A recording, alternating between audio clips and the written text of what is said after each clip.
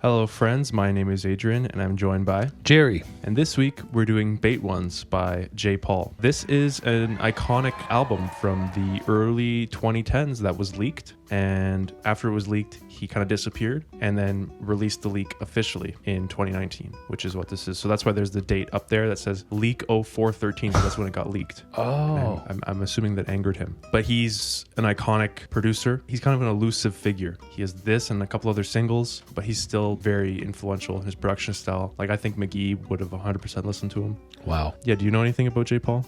Nothing. You just introduced me to his name today. And so this is the only album he has out? Yeah. So he's kind of like Frank Ocean. Similar in that way, very elusive. He's got a good look. In the producer world, I think this is one of the ones that people love, and it's like a staple in terms of that. The full version of this is on our Patreon, as always. Should we get into it? Yeah. Don't let me say anything else. I'll let track 1 play into track 2 because the first one is pretty short. So track 1 is one of the Bredrins. Track 2 is straight out of Mumbai. John Paul, what's the name? J. Paul, one of the Bredrins. One of the Bredrins.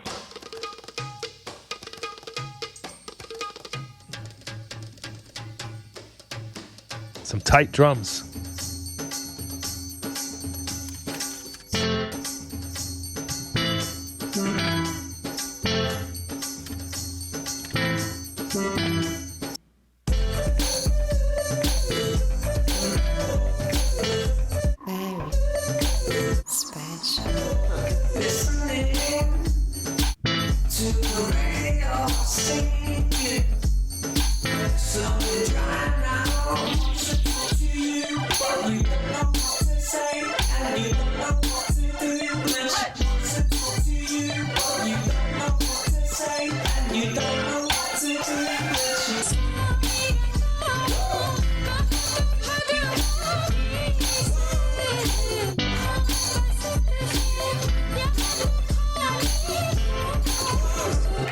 I should probably respond because that's my first listen. I love when they did those breaks during the percussion at the very beginning. There's just this stop and it's dead silence where the silence becomes the music or part of the music and then it goes back into it. One of the things I really liked about it, to see like different cultures coming together and like blending together well and creating something beautiful, is really what I liked about this song, because it ends with, you know, singing, and I don't know if that was Urdu or Punjabi or whatever, but it just, and the drums, having those drums integrated, those like high pressure Indian drums. I just love that. I just think it's so cool. That use of like the sample at the end is like one of my favorite things on this whole album, because it just fits perfectly. It's like that song. I mean, yeah, I could say this confidently. I think that's like one of the best pop songs I've ever heard in my life. Wow. It's just, he has this energy where it sounds rough, but it's also like really well produced. And the beginning, it sounds like it could be a guitar, but it also sounds like it could be a synth. Yeah. And I agree, like it's like a mixture where it's like dancey, some R&B elements, but also, you know, he incorporates music from his Indian heritage, which is so cool. At the end, it just, the sample fits perfectly, and I just love the production. It's just such a unique sound. But it was overwhelming at parts for me. Yeah, no, that it makes sense. There's a lot of stuff going on. It's like densely layered, and there's a lot of different things that happen. Yeah, that was a great track. But you saying it's your favorite pop song of all time is incredible. Like, I did not think you would say that. One of them. Because the thing is, for me, like, I love electronic music and I love sampling. Great use of sampling and all the genres I love, because it's like such a melting pot of so many different things. Yeah. Which I think why it gets to me. Track 3 is Zion Wolf Theme.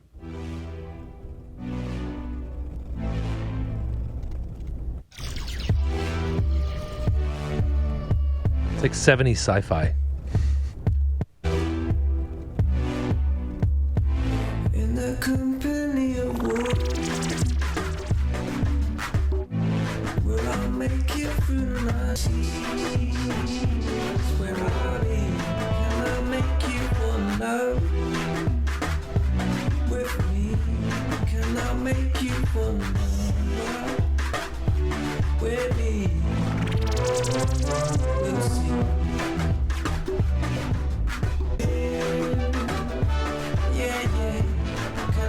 Those horns. Oh, they're gone now. I heard them. They're here.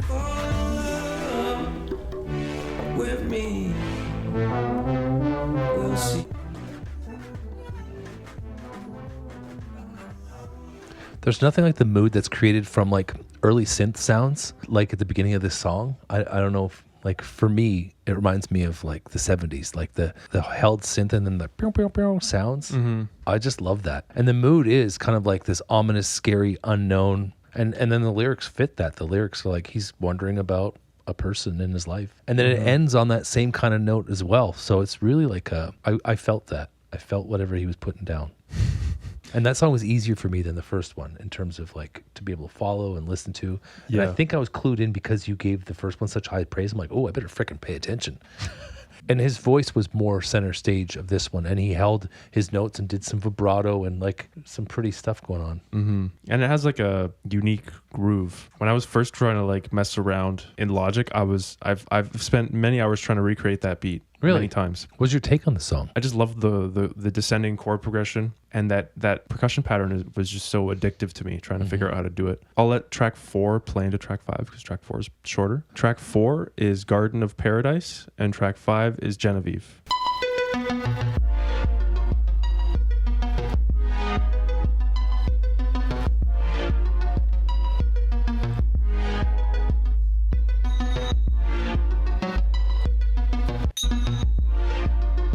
Feels a bit terrifying. It has that score feeling, you know.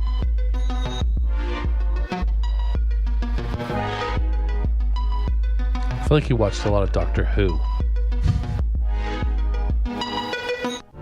I love the stops, the little pauses.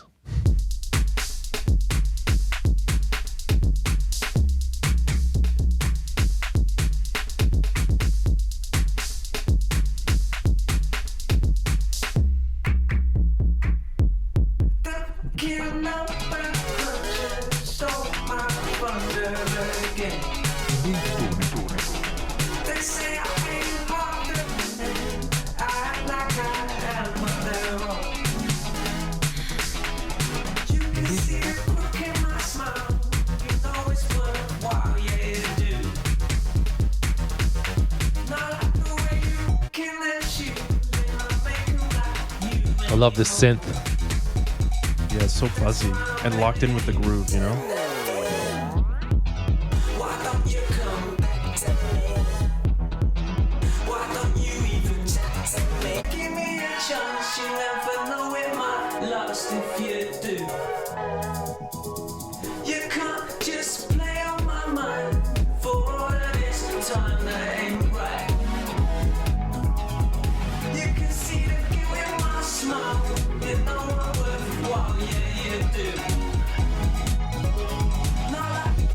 So that song was different than the other ones. Sometimes I was wondering if the pauses were too much. I mean, I love the pause. There was a lot of pause, but it was a high energy, good song. I love the synths. They were crunchy and they were low end and they were kind of nudging you forward, kind of making you feel the darkness that he's got going on when he's thinking about the relationship with Genevieve, if that's a real thing. But his music is really like, there's so much going on as opposed to like other bands we've listened to recently where it's like a lot more chill in the production sphere. So I find myself liking it, but not able to say too much. It is high energy, and it's very beat driven and production driven. Because that song, the groove is like super busy because you have like like really syncopated drums and then the buzzing synth along with it. Then you have these like synth stabs that sound very 80s. The whole thing's really buzzy. And then on top of that, you have his vocals. It doesn't sound as much as polished as it probably would have if you finished it because it sounds a little still demo-ish, which kind of makes sense. But to me, that's also the appeal of it. I mean, it helps that I've heard it before. But hearing it now, I'm like, yeah, like this sounds in the same sonic realm as like McGee, but this one's more beat driven and more upfront pop songs. Another thing I kind of like about him too is in his vocals, he doesn't pretend to not be British. You know, like in his words, because a lot of British singers are like 1, 2, 3, 4, I love you, Roxanne. You know what I mean? And he's got the accent still. He's got the grit. It's a bit edgier than the American sounding pop. That's true. So good on you. I'm gonna let track 6 play into track 7. 6, 7. Sorry. Track 6 is Raw Beat. Track 7 is Crush. The skin was always my favorite part anyway. Quite chewy but very terrible, could almost melt in the mouth if cooked properly. but I like it raw. Raw. Good time for the drums. Raw. Could almost melt in the raw. I like it.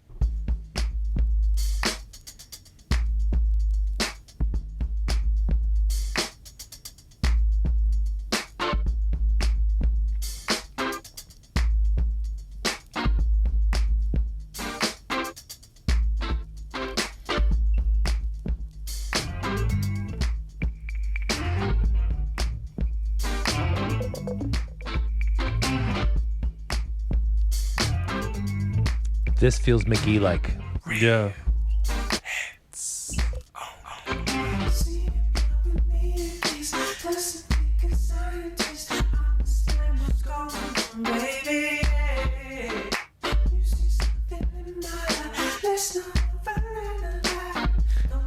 And Princey.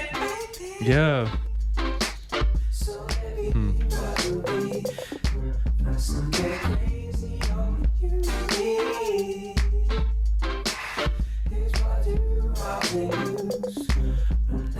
And Dijon.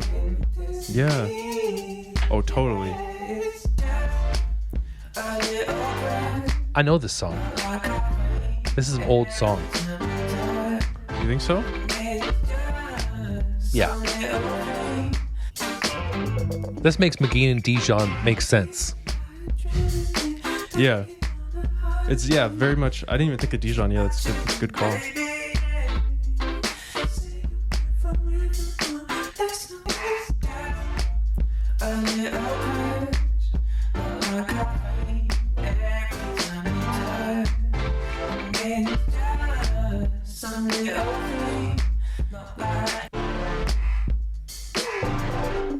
Oh, that's a good shout. What? It's not written by him. No. I want to look it up. Jennifer Page, 1998. This song? Yeah.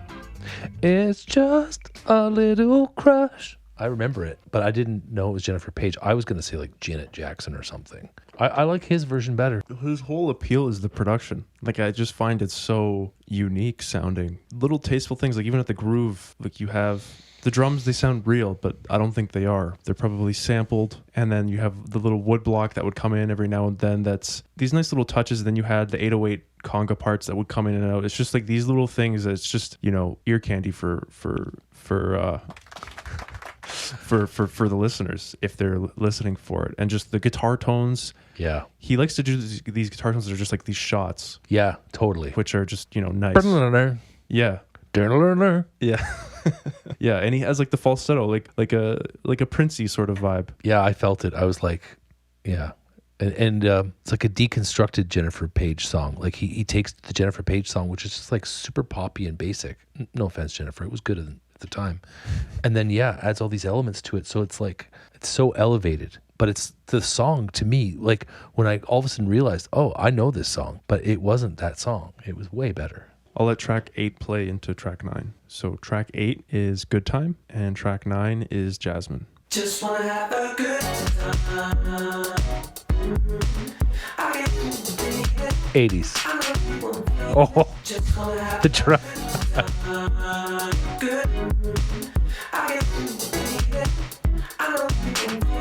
Just wanna have a good time.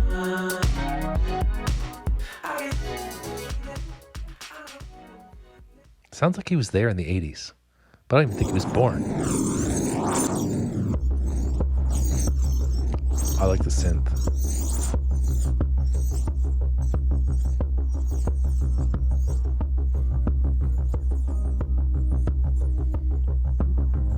Whatever happened to Genevieve?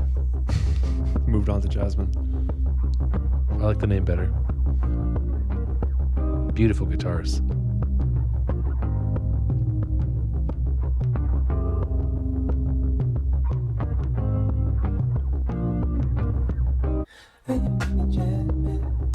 That breath.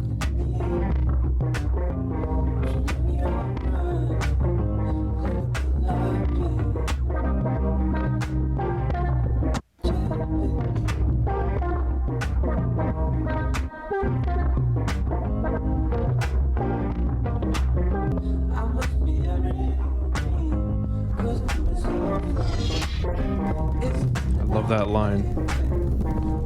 Bum, bum, bum, bum, bum. That low end synth has got me hooked. It's like all encompassing.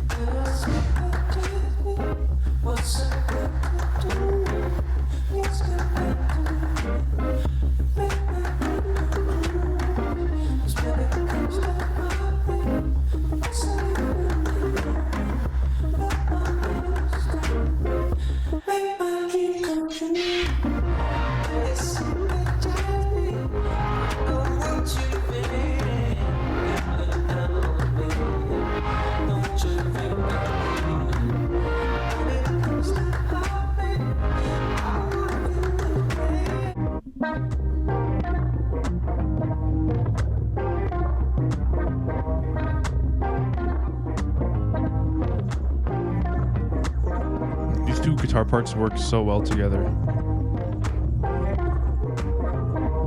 Yeah. One's through like a crybaby or a wah pedal. Yeah, yeah. I really dug that one. That was one of the ones that I really enjoyed. It sounds like it could be like a classic song or something. You know what I mean? Yeah. I feel like it could be a hit if it was, finished and super polished. You know what I mean? Like a chart master. Yeah, I think it could be, honestly, because that groove, if it was like recorded with like cleaner guitar tones and like hi-fi production, it would be. I think it could be a hit. That's my take. I liked it the way it was. Same. I think the song is there. That's what I'm trying to say. For sure, these songs are songing. Yeah, and the pauses in that one, they were well timed. It wasn't over the top. Like a couple tracks ago, I was like, oh, too many pauses. But mind you, what do I know? He's the J, right? The J. The low end synths were just so, I don't know, it just filled the whole space up. Mm-hmm. And then the hand claps at the top were like breaking it up, and it was wild. Yeah. It feels really current though. Like this guy was ahead of his time in 2013, quite a bit. It's also kind of funny because growing up, this was kind of one of those like albums that has like a myth around it. I mean, we're halfway. Yes. So I get so excited about snacks. I hurt myself. So I got Adrian to bring me Made Good organic granola bites. They were made good. I think we're going to have to eat the whole thing. I ate really slow. I barely ate today, so this is good. Okay, so we have 7 tracks left. We are on to track 10, which is 100,000.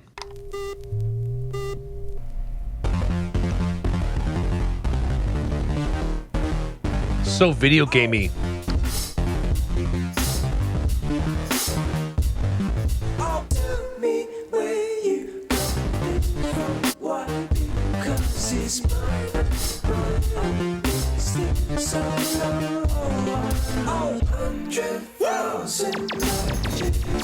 I think my favorite thing is the drum sound. The drum sound is just, I don't know, it's just nice. Yeah, the synth is frantic. Mm-hmm. It's the focus. It's muffling the vocals.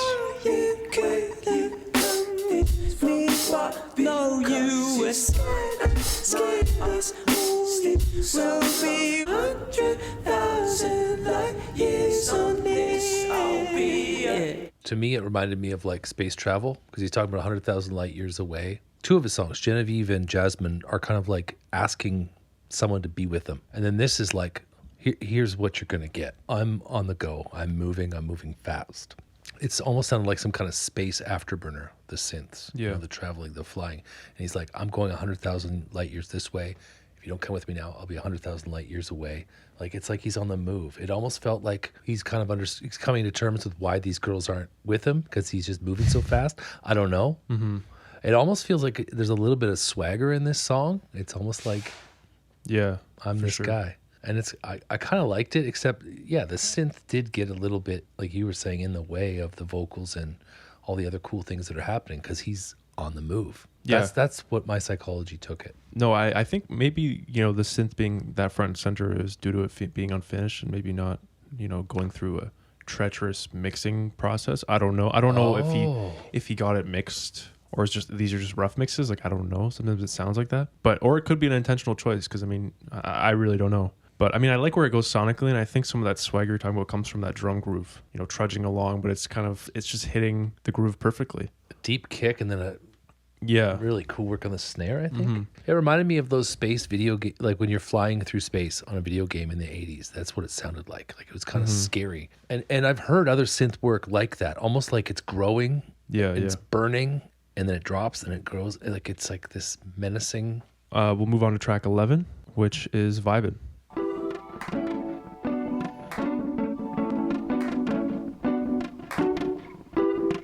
This is reminiscent of earlier songs.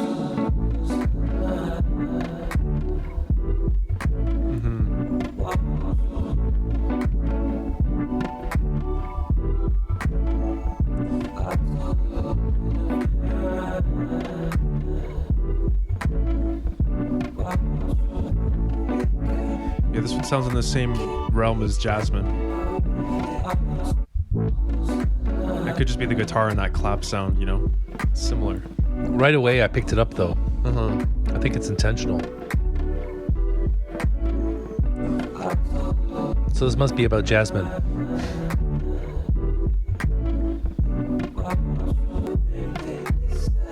I don't know what that sound is, like that metallic kind of. It's gone now, but I thought it was a hand clap. there was the clap, but there's like this other thing that's. It's like this weird rhythm.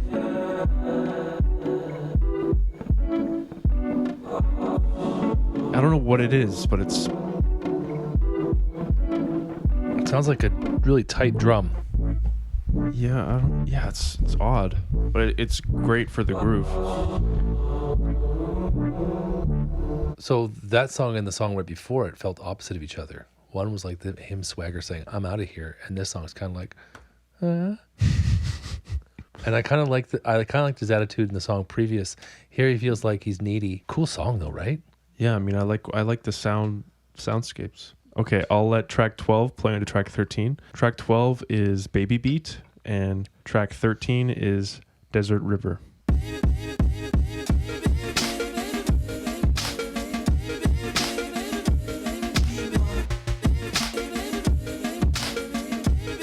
Girl, I want you to be one. I feel like he listened to Jay Dilla, rap producer from Detroit, a lot. This has that feel.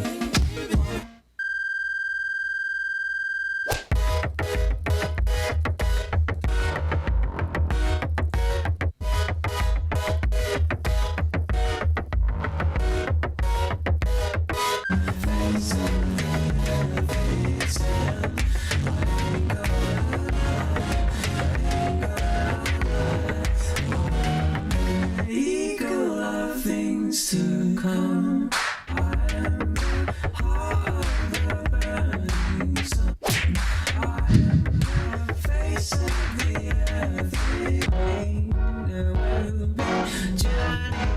He loves like putting this like throbbing kind of synth sound in the low end in a lot of these tunes, eh? 'Cause this one you have it too. Instead of doing like actual like bass, yeah. you know?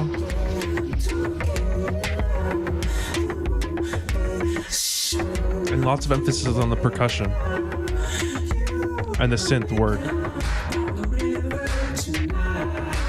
A lot was happening in that song, so I missed some of the lyrics. But what's the river that he's going in? That's a lie. Do you know?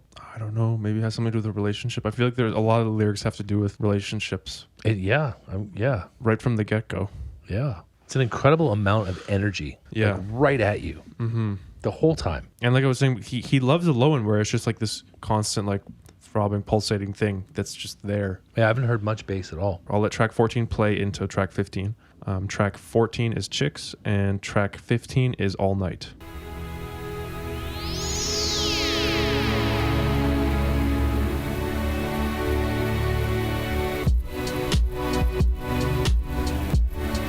This is it.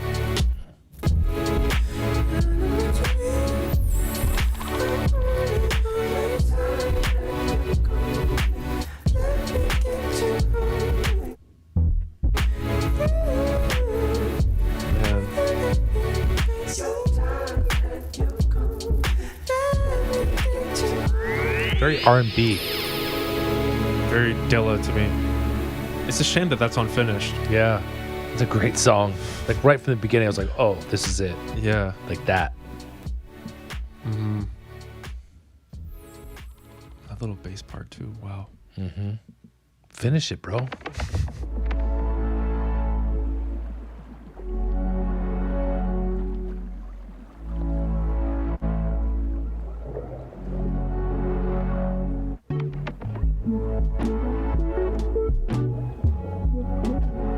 Watery.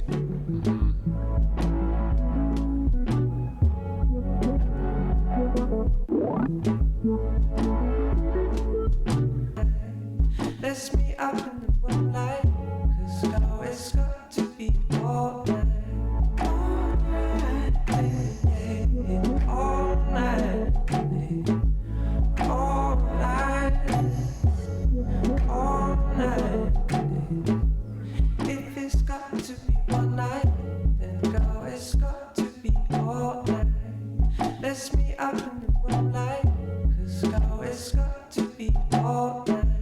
All night, yeah, all night, all night, all night.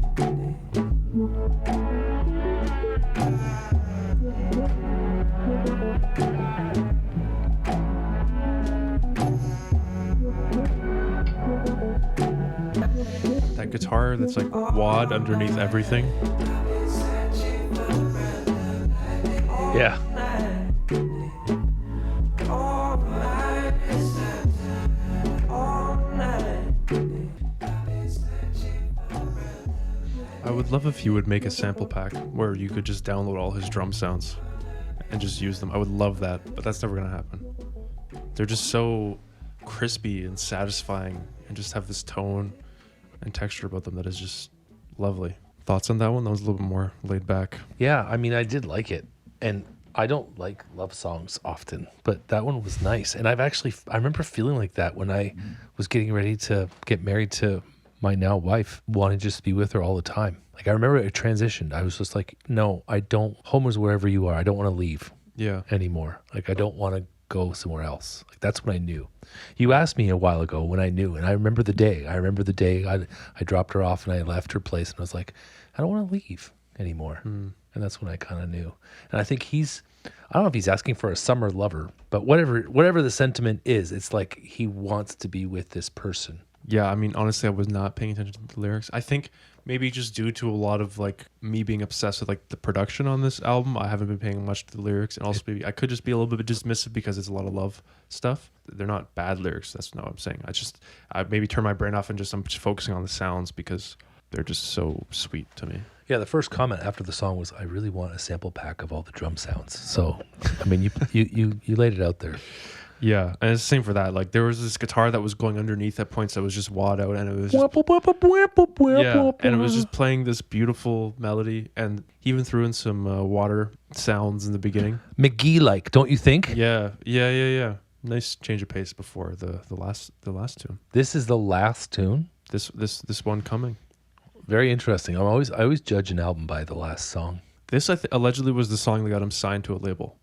Gained internet buzz. So now I have to say positive things. No, you can hate it. Yes. You can hate it and be controversial. That gets good engagement. Okay, this is track 16, BTSTU.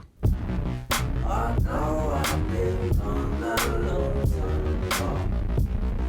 I'm back and I want what is mine.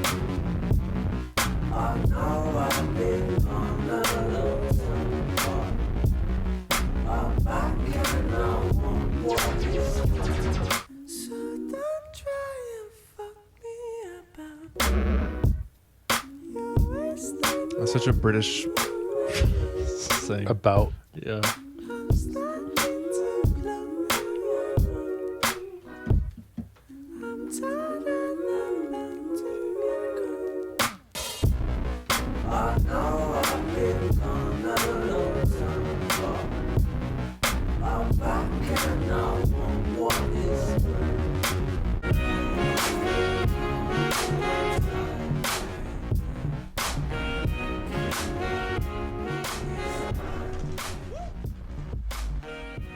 That sax is great. There's something about grooves that, because this one's just kick and snare. When the kick hits, it also has the little hi-hat on top of it. It just adds that much more, like you're waiting for like the snare to hit. Like at the same time, almost. Yeah. I really like the synth treatment there. I like how the voice was available there and it wasn't muffled, or it was just clear. That song was songing. Like it felt more finished than the others. That one says in brackets demo, not unfinished. Oh. So I didn't hate that song, even though I wanted to. To be tough and edgy. Hey, that song! I couldn't do it. Yeah, that one I like a lot. It could almost go in the direction where it's just the acapella and like some claps or whatever, but Without the synth? Yeah, it sounds like it could because there's like the humming, but then obviously he's not going to go for that. No. So he brings in those synths, which are almost dubsteppy or something, like that sort of era. I was thinking though during that song, I'm like trying to put it all together, and I know every time I have to rate it, and I'm in exam time for school, like with work, and I have to give students their final marks. It's so tough because like I'm thinking for this album, I like it more than many of the things I've given B's to, but I didn't catch, like there were so many fuzzy, murky parts that I thought, is this accidental? Is this real? Is this supposed to be? And it prevented the song from fully reaching its songy potential, unless that was his plan, right? I guess we'll never know. I guess we'll never know. So, I mean, for me, this album, I really liked it a lot. I'm going to listen to it on the way to school tomorrow with my daughters in the car and see what they think. But I think I'd be like A-, I think, for this one. B+, A-. I liked it. I liked the origins of it. I liked how it reminded me of Prince, McGee, Dijon. I liked the synth use. I liked the singing. I liked the British accent. British accent, yeah. I loved the fact that there was a melange of R&B, Indian culture, British culture. It's such a mosaic. I think for me, I'm S. I would maybe S+. Wow. I haven't went into that territory. I just think he captured such a unique feeling and vibe and mixture of a lot of sounds. I think I was getting into him around the same time that I got into the Avalanches, which kind of, makes sense because it's kind of similar in the collaging and pulling from different things. And I love his guitar tones. Like I said, I want a sample pack of his drums. Yeah. They're really satisfying. And I kind of like the unfinished, kind of rough, not completely lo-fi feel of the whole thing. But it's just such a unique album, and he's mysterious, so it kind of makes the whole album and its story kind of mysterious. Like Frank Ocean. Yeah, like Frank Ocean. But I would take this over Blonde any day. And this, it's been said that this also influenced Blonde. I just think it's a special collection of songs that basically got stolen from him and became on the internet, and he eventually just put them out himself, but was influential for a lot of people who are around now. And I think he might fly a little bit under the radar in terms of that. To me, you seemed different during that whole album. You seemed really locked in. You seemed really into, like, you just seemed a little bit not as present in terms of like interaction. So the S++ makes sense. Like, you were in your happy place. You had missed him. I'm still, I don't know if I would be S or S+, but there's just a lot of like straight out of Mumbai, Zion Wolf theme, Genevieve. Yeah, shoot. Yeah, even the baby beat, even Chix, BTSTU, Jasmine. I'm a Glazer. I'm a J. Paul Glazer. And his love songs are good. I mean, I like his love songs. Yeah, they're not corny. No, they're not corny at all. Everybody at home, thank you so much for making suggestions, sharing your music, sharing your comments and your thoughts with us. It's really been a fun adventure. It has. And if you want the full version, it's on the Patreon. Yeah, there's a whole bunch of dumb stuff I said that didn't make it into this edit that you could see on Patreon. But yeah, thanks for joining us. It's a pleasure as always. Yeah. Let us know what we should listen to next. Until next time. We'll see you next time. See ya. Bye.